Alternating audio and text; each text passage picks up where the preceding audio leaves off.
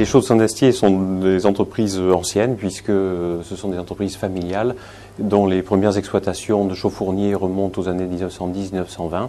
Nous en sommes à la 4e génération et l'exploitation d'aujourd'hui et l'association de familles, la famille Stipal, la famille Bastier et d'autres familles.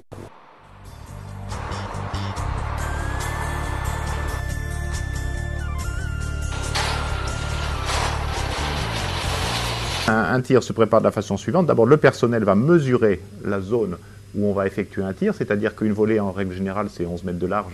Donc on va axer la ligne de tir sur cette largeur, donc 5,50 m, on va avoir un axe médian. Et une personne qualifiée, puisqu'il n'y en a que 2, 3 même, qui conduisent à l'heure actuelle cet engin, va se mettre en position de travail, mettre son jumbo sur l'électricité, pour pouvoir travailler dans le silence et n'entendre que le travail de la mèche.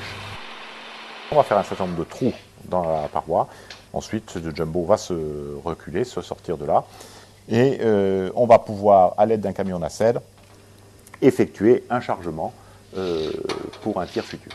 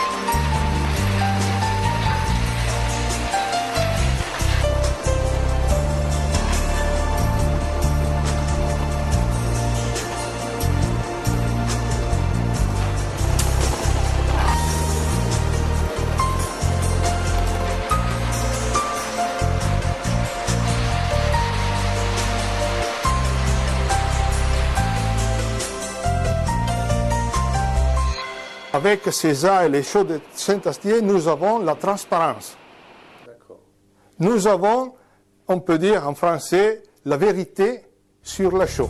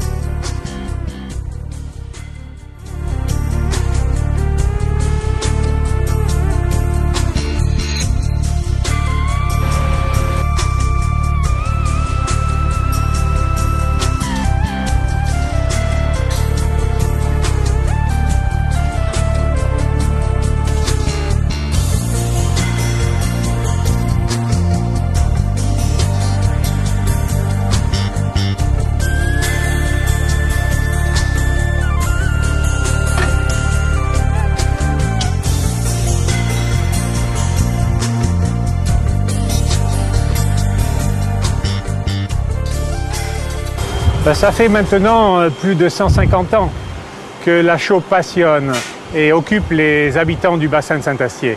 En effet, c'est vers 1850 que l'on a découvert les qualités exceptionnelles de ce calcaire siliceux qui a été exploité en carrière souterraine.